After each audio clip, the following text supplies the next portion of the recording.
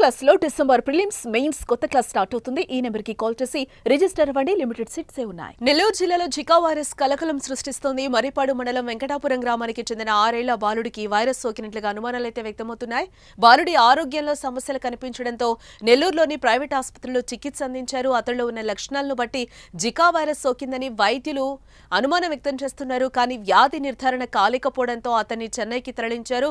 అక్కడ చికిత్స కొనసాగిస్తున్నప్పటికీ పూర్తి నిర్ధారణ కోసం బాలుడి రక్త నమూనాలను పూణేలోని ల్యాబ్ కి అయితే తరలించడం జరిగింది. ఇంకా రిపోర్ట్స్ రావాల్సి ఉందని చెప్తున్నారు. అయితే సమాచారం బయటకు రావడంతో గ్రామస్తులు భయాందోళనకు గురవుతున్న పరిస్థితి అయితే కనిపిస్తోంది. ముందు జాగ్రత్త చర్యల్లో భాగంగా గ్రామంలో వైద్య శిబిరం ఏర్పాటు చేశారు. గ్రామస్తులకు వైరస్ గురించి అవగాహన కల్పించి అవసరమైన మందులు, చికిత్సలు అందిస్తున్నారు.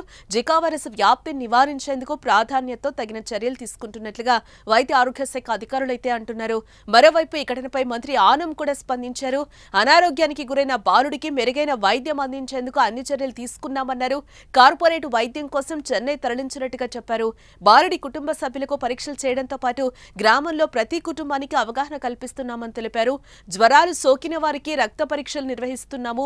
అపోహలు నమ్మొద్దు అని అంటున్నారు. అనారోగ్యంగా ఉంటే వెంటనే వైద్యులను సంప్రదించాలని కోరారు. ఎవరూ భయపడాల్సిన అవసరం లేదు అని ఆనం రామనారాయణ రెడ్డి స్పష్టం చేశారు. దోమల వల్ల వచ్చే సమస్య Zika virus. Zika virus dengue fever, చికెన్ గున్యాని వ్యాప్తి చేసే దోమల కారణంగా వస్తుంది. మీకు తీవ్రమైన జ్వరం, ఎర్రని మచ్చలు, తలనొప్పి, వాంతులు, కీళ్ల నొప్పులుంటే జాగ్రత్తలు తీసుకోవాలి. సూక్ష్మ క్రిములు బాడీలోకి ప్రవేశించిన 3 రోజుల తర్వాత లక్షణాలు కనిపిస్తాయి. జికా సమస్య ఉన్న పిల్లలు, పెద్దవారు నరాల సమస్యలను ఎదుర్కొంటారు. జికా వైరస్ వ్యాపించిన బాధితుల్లో ఎక్కువ మందిలో ఎటువంటి లక్షణాలు కూడా కనిపించవు. తేలికపాటి జ్వరం, దద్దుర్లు, కండరాల నొప్పి వంటివి సాధారణ లక్షణాలు మాత్రమే ఉంటాయి. కొన్ని సందర్భాల్లో జికా వైరస్ సంక్రమణ సంకేతాలు లేని వ్యక్తుల్లో నాడీ వ్యవస్థ లేదా మెదడులో సమస్యలకు దారితీస్తాయి. ఈ లక్షణాలు సాధారణంగా 2 నుంచి 7 రోజుల పాటు ఉంటాయి. వ్యాధి వ్యాప్తి చెందిన 3 నుంచి 14 రోజుల తర్వాత అనారోగ్యంతో బాధపడతారు. గర్భవతికి జికా వైరస్ సోకితే పిన్నెల్లో మైక్రోసెఫలీ అనే సమస్య ఏర్పడే అవకాశం ఉంది.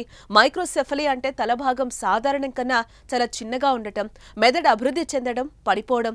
పైగా జికా వైరస్ వల్ల పుట్టబోయే బిడ్డలకు కంటి సమస్య, వినికిడి సమస్యలు తలెత్తొచ్చు. అలాగే ఆ ఇంటి లోపల కానీ చుట్టుపక్కల కానీ ఈ దోమలు వృద్ధి చెందే ప్రదేశాలను కూడా కనుక్కోవడం జరుగుతుంది. దాని కొరకు స్పెషల్గా గుంటూరు నుంచి ఒక అసిస్టెంట్ డైరెక్టర్ కూడా రావడం జరిగింది. అలాగే ఇక్కడ ఉండే స్టాఫ్, పీహెచ్సీ స్టాఫ్, డాక్టర్ గారు కావచ్చు, జిల్లా మలేరియా అధికారి కావచ్చు, సర్వేలెన్స్ ఆఫీసర్ నెల్లూరు నుంచి, అలాగే ఎపిడెమాలజిస్ట్ కూడా వచ్చారు వెరిఫై చేయడానికి, ఇన్వెస్టిగేషన్ చేయడానికి. ఇవన్నీ కూడా క్రోడీకరించిన తర్వాత దీన్ని గవర్నమెంట్ పంపిస్తాం. తర్వాత ఫర్దర్గా ఇంకా ఇన్వెస్టిగేషన్స్ కావాల్సి మనము ఎన్సిడిసి ద్వారా కూడా మనం చేయించడానికి రెడీగా ఉన్నాము. దాన్ని డీమిక్స్ నోటీస్ కూడా తీసుకుపోయి ఫర్దర్గా ఇంకా ఇంప్రూవ్మెంట్ చేయడానికి ట్రై చేస్తాం.